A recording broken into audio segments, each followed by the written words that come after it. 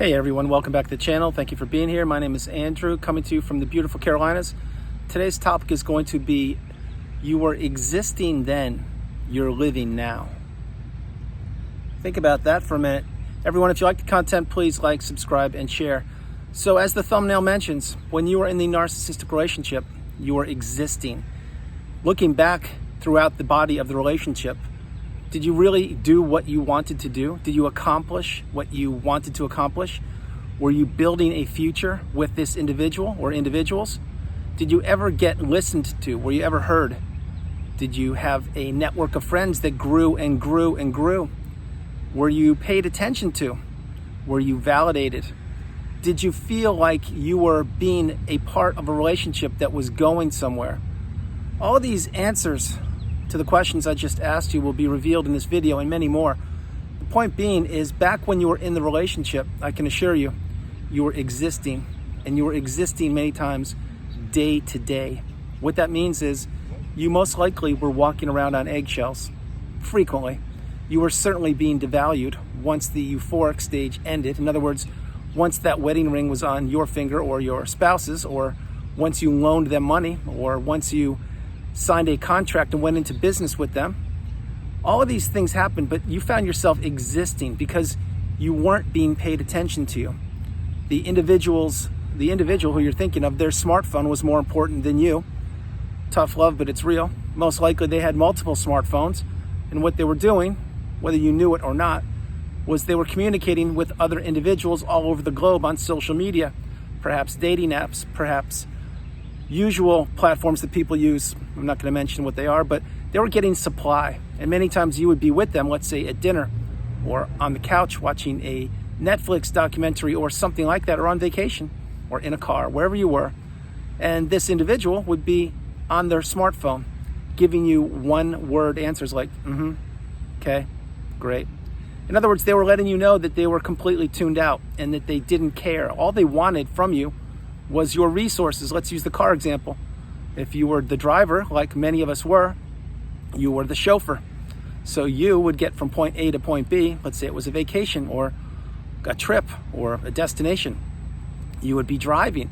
What does that do? That occupies you, which means you have a task, you have to be paying attention to the road, and it frees up who? That's right, it frees up the narcissist to do what? To communicate with supply sources all over the globe. Really get the message.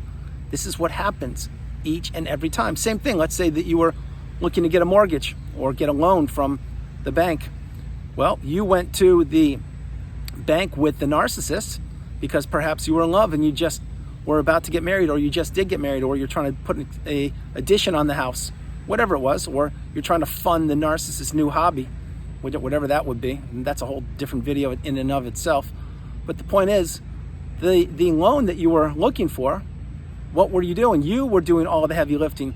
The loan most likely was under your name, and it was for whom? That's right, it was for the narcissist. In other words, you were probably getting them money, and what you were doing was you were existing as a source of financial freedom for the narcissist, and then they get the money and do whatever they do with it. Think about it.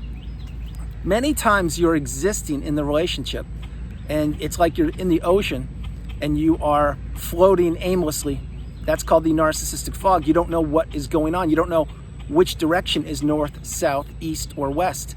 And as soon as you see the sun rising in the east, you look and it appears that that's the south. And you're like, I don't know what's going on, because you're confused. You're dazed. You don't know what is happening. This is when you are existing in the narcissistic fog. It's when you're existing in the relationship. And bear this in mind, the narcissist knows that when you're in the relationship, specifically for a longer period of time, they know they have you. They know exactly where they placed you. They know that if they text you or call you, you will react immediately. They know that they are gaslighting you. They know that you're walking around on eggshells. They know that you're on high alert. They know that you're in fight or flight many times. They know that you are becoming a shell of yourself. And what's happening here? I'll tell you what's happening is the narcissist is loving this, because they're watching you slowly, insidiously being destroyed. Again, I'm not trying to be graphic. I'm just saying real life examples here. They're watching your physical abilities become depleted and diminish. Perhaps you had to have surgeries, or perhaps you had skin rashes, or your hair was falling out, or things like that. Why would that happen? Because it's the negative energy that you were close to, which was the narcissist. Perhaps your bank account was drained, meaning you were being financially abused. You were paying for everything, the house, tuition, vacations, food, clothing, everything, while the narcissist squirreled away their money because they would have a pile of money when they discarded you, or if the relationship ended, they would have their money and they would use your money. Remember, what the narcissist loves about money, other than everything, is they love your money because they believe your money is their money and their money is their money. Play it again. But when you were existing in the relationship, it's true. Many times you weren't heard. As a matter of fact, throughout the body of the relationship, I can assure you, you weren't being heard. You were being drowned out. And any of your accomplishments that you made throughout life, they would be diminished. Why? Because the narcissist was always competing with you. So they would diminish your accomplishments and they would pump theirs up. Another example, let's say it's a celebration, or let's say it's your birthday. Did you ever get that one special day to celebrate your birthday? No. Yeah, it was your birthday and maybe you had a good time, but was it really cherished and honored? No. Maybe you got a coffee mug that said happy birthday for a milestone birthday. You didn't get a celebration. Now flip the script there. When it was the narcissist's birthday, oh my goodness, roll out the red carpet. We have to have as many people that they know or don't know, including complete strangers. Anyone could be at the event. Why? Because the narcissist needs new sources of supply. And they don't care who attends the party as long as they are being honored and celebrated. But isn't that what the narcissist looks forward to the other 364 days out of the year? That's right. Exactly. Understand the message. So you were existing then throughout the body of the relationship. Your resources, your time, your energy, your money, your love, your empathy, everything was being depleted, and you knew it. And you knew that you were being listened to less and less. You were being devalued more and more, and that something was going to have to give in this relationship. Now, post-narcissistic relationship, whenever it ended, maybe you were discarded or maybe you left the relationship. This, after you've healed, by the way, and remember, the healing path is not linear. We all are on the healing path, headed in the same direction, simply taking different footsteps. But once you put yourself back together and you understand what you were up against, which is a narcissist or narcissists, and you understand that perhaps you didn't have boundaries or they weren't being adhered to, and you were a people pleaser, maybe you're an empath, maybe you couldn't say the strongest word in the English language, no. Remember, when you say no to something or someone, you are saying yes to yourself. Very important little nugget of wisdom there. But once you put yourself back together and you understand that that relationship is something that you had to go through. Now, was the relationship the way you wanted it to be? Absolutely not. Would you have married a narcissist if you knew they were a narcissist? No. Would you have moved halfway around the globe for a narcissist? Absolutely not. No chance. But you didn't have the wisdom then because you weren't taught about narcissism in school. And now you found my channel and you're becoming educated. You're comparing your experiences with the education, which equals wisdom. And once you do this, you begin to live, and you begin to live your best life. This video is to let you know that when you were in the relationship, it was upside down. It was bizarre world. What was left was right. What was north was west, etc. Everything was like being in a washing machine on spin cycle, and you never got time to actually catch your breath because the narcissist always gave you to-do lists each and every day. Remember this one, when you were in the relationship, did they ever just let you be? No. They would, if they saw you sitting somewhere complacently, just relaxing, perhaps reading a book or enjoying a cup of coffee or tea, they would ask, like, what are you doing? Like, who does that? You should be moving. Don't you have things to do? Like, why aren't you running around? They would push you. And the more they did this, the less you wanted to sit still and be quiet in the house, or in other words, enjoy your own company, because you'd be afraid they'd walk down the stairs and see you. And that's why many times you jumped up and acted like you were busy. Really get the message. That's not a good space to be in. If you're in a loving, stable, healthy relationship and you want to take time to just relax and be, that's what you should be doing. And that's what I'm suggesting post-narcissistic relationship. Now you begin living. Now you can sleep in later if you want to, specifically on Sunday mornings. Think about that. Remember, Sunday mornings, you'd have to get up at the crack of dawn and you'd have a long laundry list of jobs and duties you had to do. Clean the car, vacuum, rake leaves, do dishes, wash the dog, pay bills. You had a long list of things to do. Did you ever have time for yourself? You really didn't, did you? No, you didn't. That is a narcissistic relationship right there. But now you begin living post-relationship because you understand you can slow down to your pace You understand your value. You understand what you bring to this planet called Earth. You understand the abundance that is within you and that surrounds you. You now see that doors are opening up for you. You understand that most of the relationships that you were in with the narcissist during that period of time, they've weeded themselves out. You don't have to give any of those people in your past life any attention, because most of them most likely listened to the smear campaign, or the others just didn't want to pay attention to anything, and they showed their true colors in the long run. That's fine. That's a good thing.